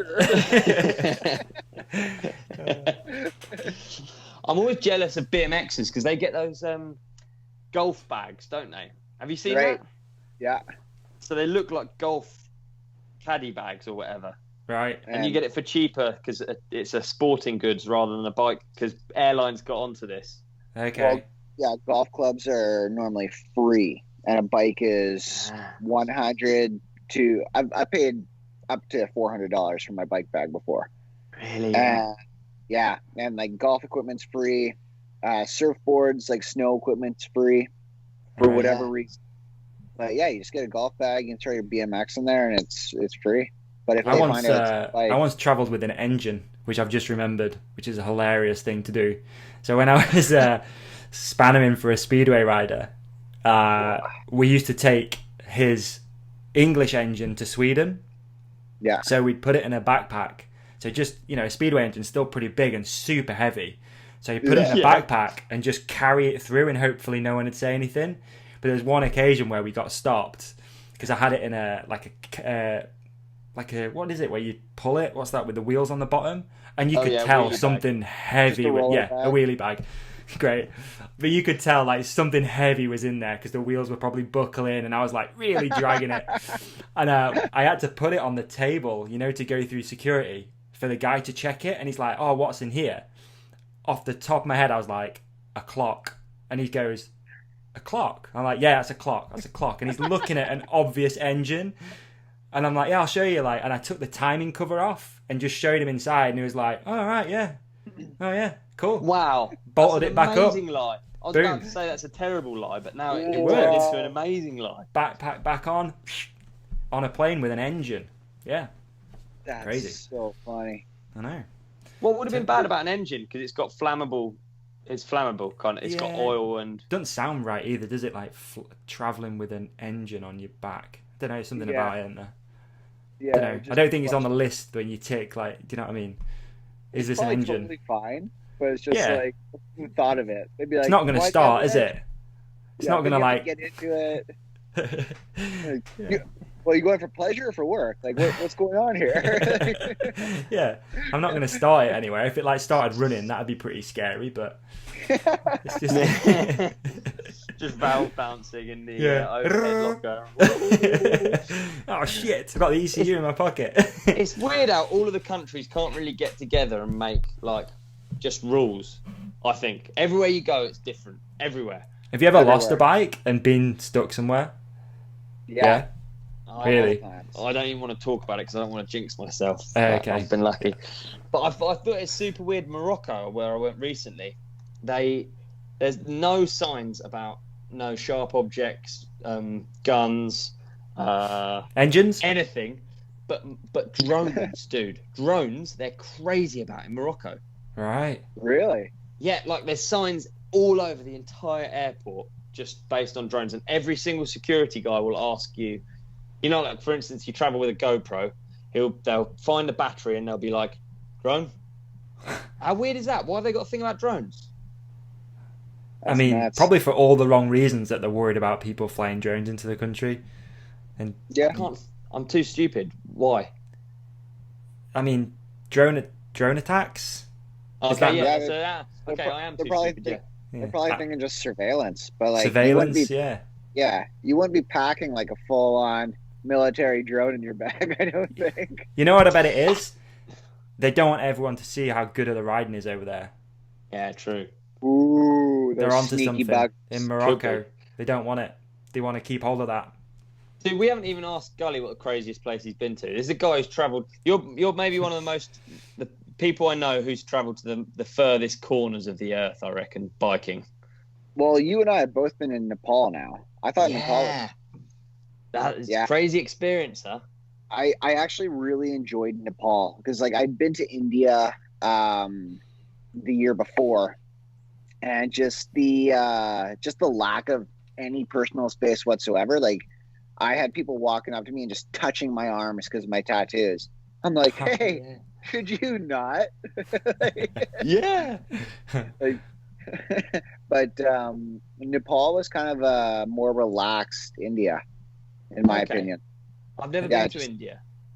The one thing that I thought was very cool over there is even all the stray dogs are super friendly because it's a mortal crime to hurt animals over there. Yeah. So instead, people give them scraps or whatever, and all the stray dogs that normally would be like barking at you or anywhere else, like in South America, you have dogs chase you all the time, and over there they're all friendly. Like we saw this street pack of golden retrievers.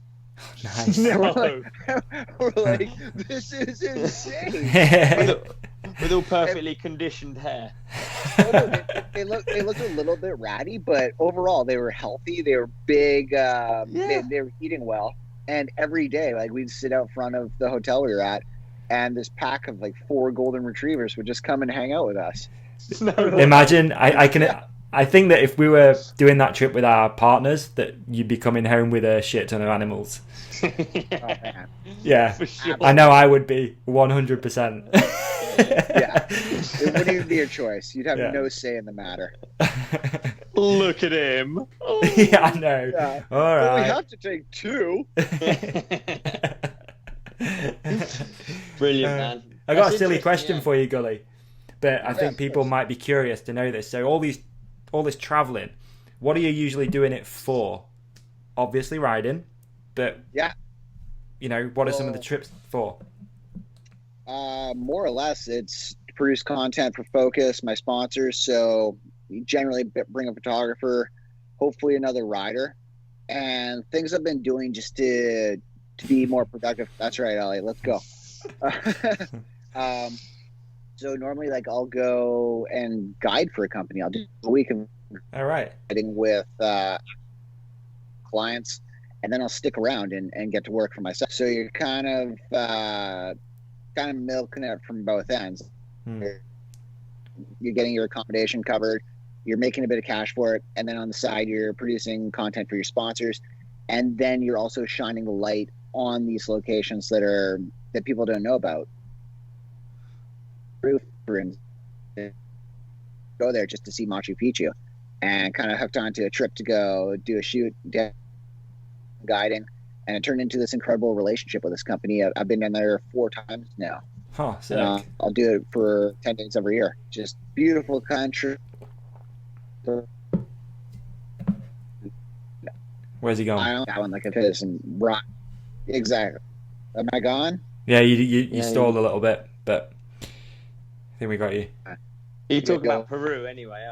I'm currently trying to get on any one of Gully's trips. Honestly, I slide into his DMs anytime I see he's like advertising he's going somewhere. I'm like, can I come? What a loser. Fingers crossed, man, we can make it happen. Yeah, hopefully there's more stuff planned, especially as you guys are teammates and stuff. We're so close to having them in Peru last year as well as Mexico this year. Yeah. And like just didn't line up a couple days both times. So annoying. We'll make it happen, dude. I'm looking forward to it. Boom. But yeah, for the most part, like I'm doing like a little vlog now as well, and like just continually producing content and trying to do it very efficiently. So yeah, actually, do you know what we should do, Davey? We should plug our guests more, shouldn't we? We should be better at this. 100%. So Gully, your Gulliver's Travels, that's your series, right? On YouTube. Yeah. Amazing. What a name. Class. Directly using that. Yeah. Works out pretty well. Like I haven't been absolutely blessed personally just because I'm not traveling too far. Am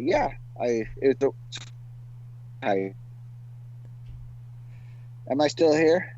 Yeah, you keep cutting out, dog. Keep cutting out. Yeah. But I guess the next one will be a BC trip, I guess. Yeah, I think so. Like I'm just beginning to work on that now, having been in Kamloops for the past couple days, and then just going to keep plugging spots around the province. And there's going to be a lot.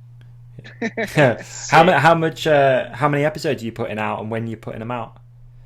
I try to do about a dozen a year of like big adventures. Okay. But now that we're doing it locally, there might be a couple more. I would imagine probably like 15 to 20 this year, and just plugging in individual spots. So big riding locations, little riding locations, riding with awesome riders from BC. There's a lot of them.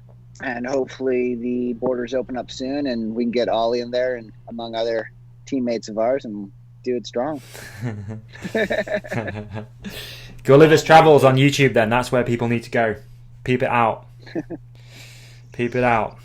Awesome. Sick. Awesome. Appreciate it. What are you trying to think? We do this little game. Yeah, dude, yeah. It's called Dope or Nope. And listeners sort of submit things that are either dope or nope. It really is genius. I mean, I don't know how I come up with this shit sometimes. So if you want to play, we can do. We'll just throw a couple in there. And you've got to also give a bit of a reason why something's either dope or nope. Okay. So, first one. @Tankus84 on the Instagram. Floral shirts. Dope or nope? Nope on a bike. Dope if you're going to a lunch picnic. Yeah, I'd second that. It sounds about right. Yeah. I'm just not into it. I get that the kids are stoked on it and things like that, but I think it's just a sign that I'm getting old. Yeah, could be. Are you on TikTok? Makes me feel old. Yeah. Well, the biggest thing I find about open shirts in the front and hoodies riding them, like if you're doing tables and things like that, I've gotten my bars caught in my shirt before. Like you got an open front with buttons now. Yeah. Like I've gotten my bar caught in my hoodie pocket, and I woke up a couple minutes later. For that reason, it's a nope. It's a nope. It's a definite nope. Floral shirts. Nope. We need a buzzer. Nope. Yeah. @Trail Dog Sanka. Black pudding. I've had it a couple times before at the Dublin Gate restaurant in Whistler, which is an Irish pub. Oh, and I'm fine with it. I think it's dope.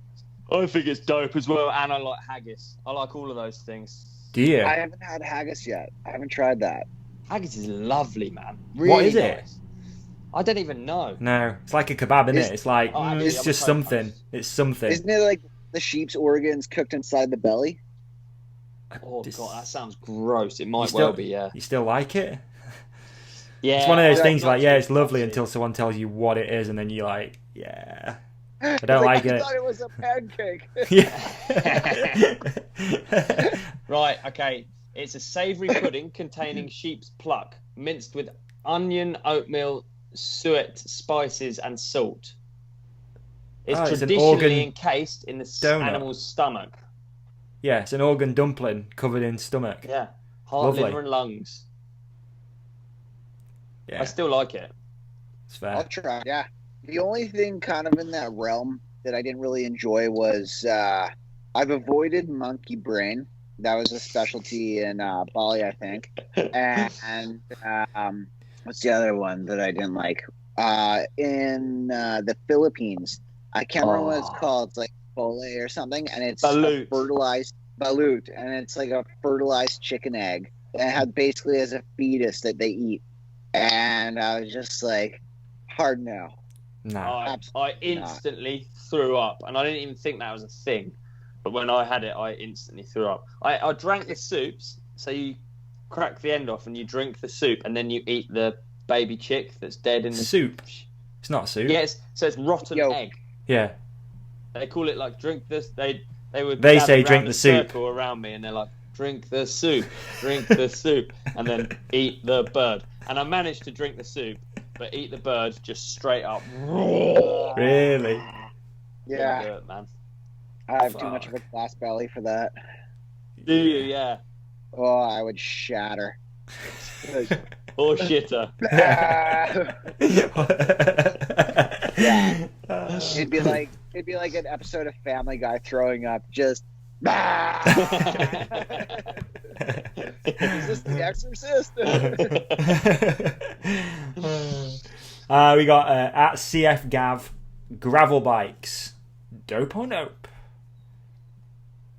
Yeah, I think they're cool. It's a dope for me. Yeah, I think it's pretty cool just seeing people get out and finding new ways to get around, have fun out there. So I'm okay with it. I'm a dope with that.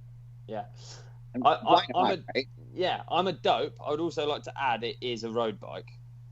That's just it. You know what I mean? Yeah. Like when they get a bit too close to being cross-country mountain bikes, I think probably just go with a cross-country mountain bike. But I like gravel on the whole. Okay. You know what though? It's more units sold in our industry, and I'm cool with that. Yeah. Yeah.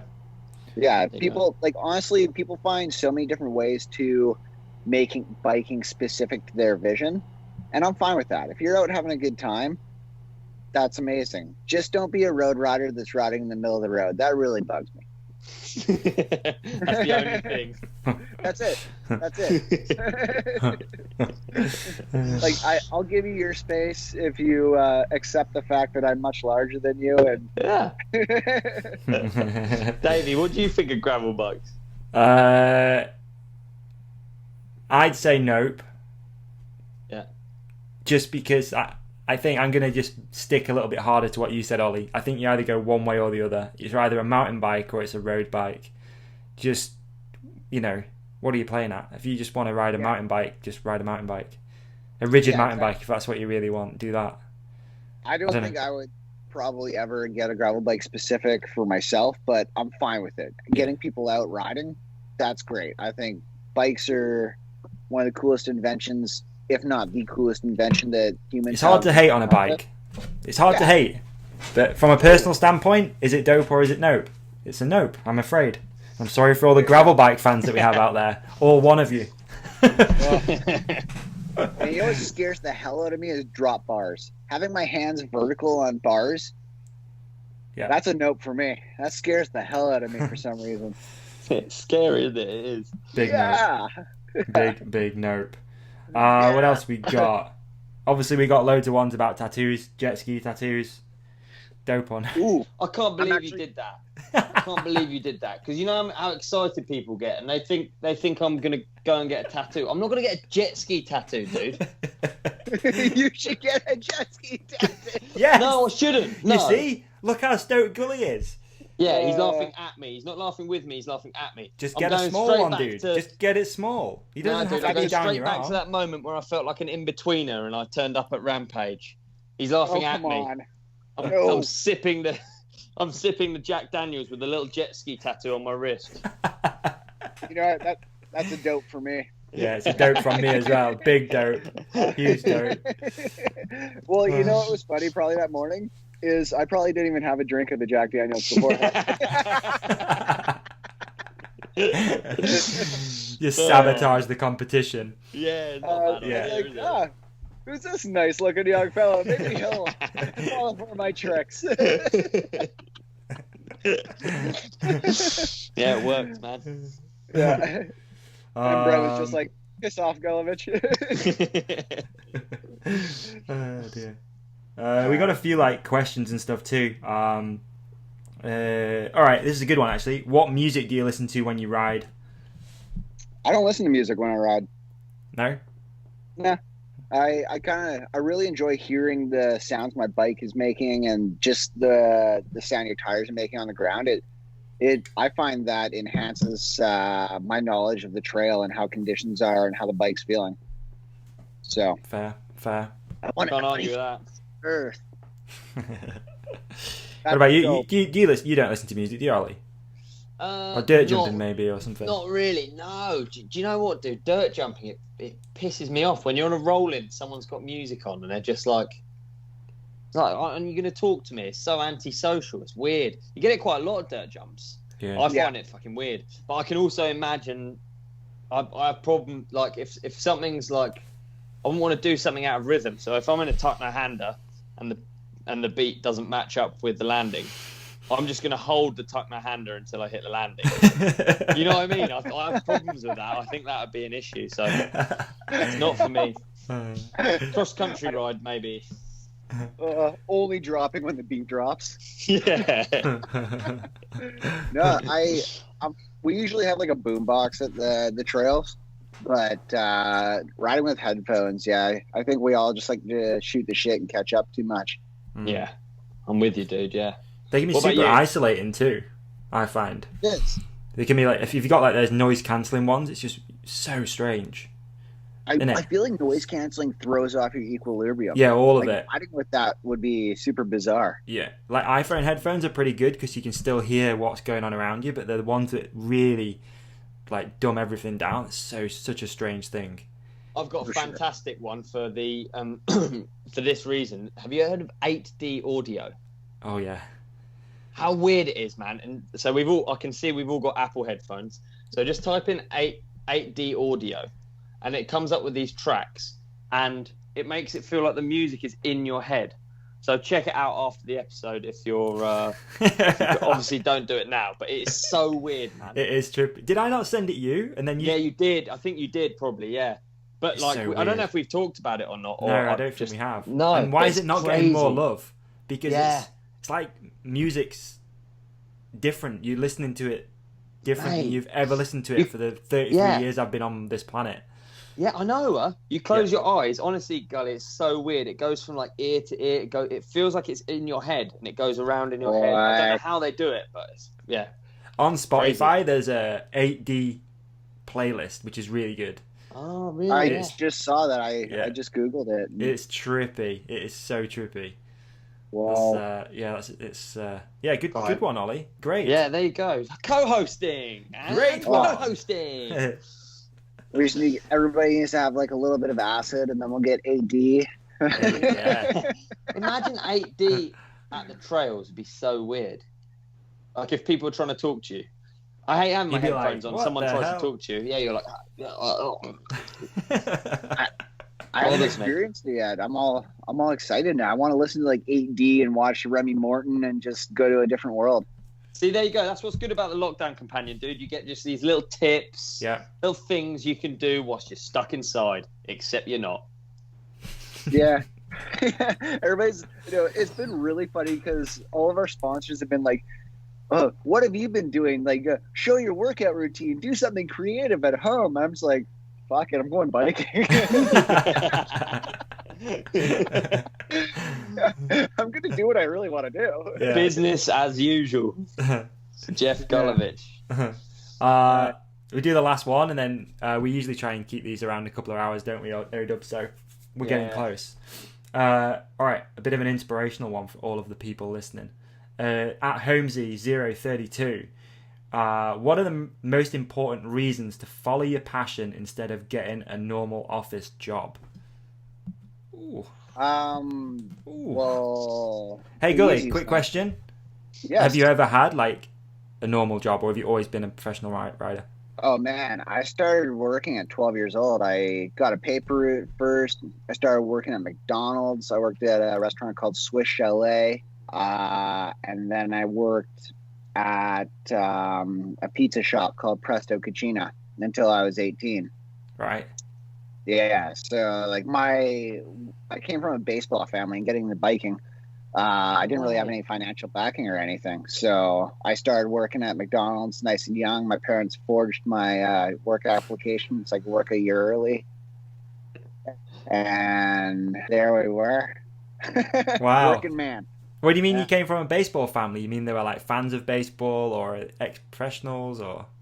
Well, my dad played pretty high level, and then my brother had been scouted by actually the New York Mets from 14 years old. No way. Yeah, so I was kind of getting pulled up onto all the high level teams, and I really enjoyed it. I still enjoy baseball, but I hate schedule. I hate structure. And that's where biking was really appealing to me. It's like, go when you want to go, do what you want to do. Yeah. Like, you're only competing with yourself. And that's what really motivated me. I was just like, I just want to go biking. I want to go hang out away from the general population and do something that makes me happy. And I just pursued that. I was obsessed immediately. That's so Well, are you into baseball, Ollie? I know you like your American sports a little bit. Oh, I've never. It was never that accessible for me. But I just love hearing. I love hearing about people's interests outside of, because obviously you're really into biking. Clearly you are like a biking action figure. But I do enjoy biking. Yeah, I think it's so interesting hearing when people are into other stuff. It's cool. Yeah. Oh, dude, I love baseball, and one thing that really frustrates me is not being around to join a pickup league. Right. Is that like rec? Is that a similar sort of thing? Yeah, exactly.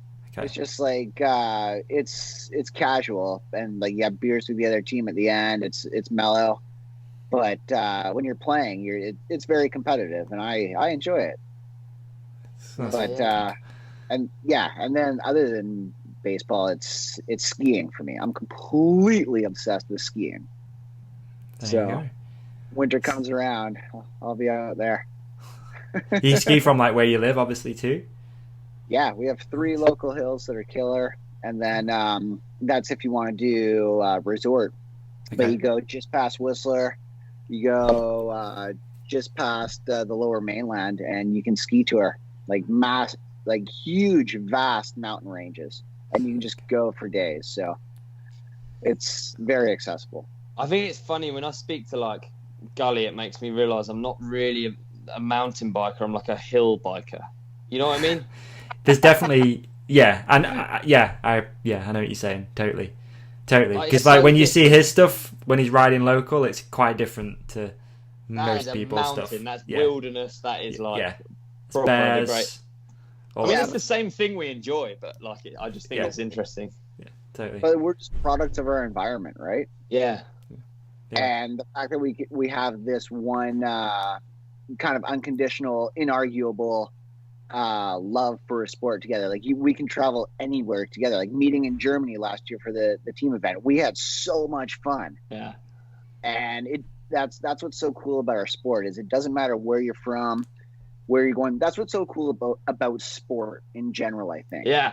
So many people come from different backgrounds, and just the passion for one thing creates this equality between us that we can talk about, bond over. We might even in English, I was trying to say, we might not even speak the same language, but you completely understand someone's hand gestures. Like, what was that trail like? Oh, you hit the corner, Rob. Yeah. Like, totally. Yeah, totally. We're lucky, man. We're lucky. It was super. What about you, Ollie? How would you like answer that about people like following passion rather than? Yeah, I think you can't go wrong if you just follow something you're interested in. It's not like, I don't think it's like, it's not as simple as just like, oh, I want to be, for instance, I want to be an NBA player, and then you become an NBA player and then you're happy. It's the direction, it's the journey. If you're trying to get something and go after something, that's what makes everything interesting, life rich and enjoyable. For me, anyway. I don't think it even really matters about destination. I just enjoy getting there. That's cool, man. Are you there? There's no real destination. You're not there? There is none. But yeah, like you hit the nail on the head there. It is about the journey and just getting educated on how you want to do this. Like, nobody openly talks about how they got there or the specific ways. I think it's important for younger generations coming up, as opposed to just assuming it's going to happen or things like that. It's like, ask questions. Like, there's always someone close by, like, even with just using the reach of the internet. Like, ask someone a question. I answer every single message that comes through to me on Instagram and Facebook. It only takes a couple seconds of your time, and people are really happy to get that feedback. Like, true. They just want to know you're not a robot. You have a personality. Someone's like, what do you like? Oh, what truck bike do you think I should buy? And you're like, dude, I've never looked at a truck closely before, but I can tell you my Focus Sam is super sick. That rounds up the Focus episode perfectly. It does. Wicked, man. Hey, dude, did this just turn into a philosophy podcast? I think it did. I think a little bit. Hey, Ollie. Actually, have you guys, slightly off topic, but not really, have you listened to the latest Rogan with Kevin Hart? No, I started it. But that I is, listened to it last night. Yeah, it's pretty much what he talks about though, right? About how he's just such an inquisitive guy. I think most of his success just comes from finding out information and then replicating what he's been told by successful people. And whether that's money or... that off from Kevin Hart. Yeah, I think being interested makes you interesting. I think I heard that somewhere before, but I think just the more you can... It's just that it's like a bit of a positive outlook thing, but I think like you can just pass stuff off as shit that you're not into, but everything is interesting, dude. Everything is like how they got the tape on this tape that's on my desk is interesting. I know it doesn't seem interesting, but it actually is. Like when you look into it, like basically everything is interesting. Someone's built that company to do that. Which, there's going to be cool stories behind that boring bit of insulation tape. Totally. And there'll be a sales guy who's hustling to sell it people and all that sort of stuff. And that brings me on perfectly. I've got new black insulation tape available on my merch store. Deke's selling some on Marketplace. It's been used, but he's managed to get it back on the roll. It cost me $4 at the hardware store, but it'll cost you $8. Awesome. Thank you so much, Gully, for coming on, dude. I really appreciate it. And Thanks for having me, guys. It's been a blast. Total pleasure. You're the man, Gully. You are the man. Thank you. If you want to just hang up and we'll do the thing, and we'll have to do a proper episode together soon too, dude. We'll just sit and chat and. Absolutely down. Cool. Thanks again, boys. Appreciate it, man. Be safe. Cheers, talk to you later. Bye. Love you, boys. Boom. What a guy. Did you catch that at the end? Geoff Gulevich just told me he loves me. Did he say that? Yeah, he said that. It cut out. He said, I love you, boys. Oh, I love you too. My heart fluttered. Are you alright? Yeah, I'm good. I'll be okay. I'll come round. Just out in the garden with a kettlebell. Swinging away. Wicked. What a guy, man. Great, I'm sorry I don't prepare questions and stuff, but just Gully's just like you know exactly what we're talking about with interesting dudes. He's just an interesting guy. He's lived an interesting life. We could easily have just sat and done another hour just chatting exactly, shit. Yeah, beautiful, man, beautiful, lovely. What day is it? Wednesday evening.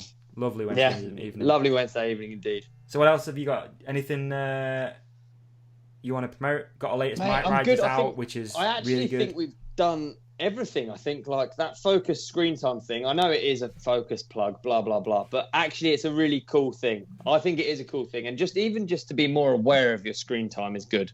Totally. I'm with you, man. 100%.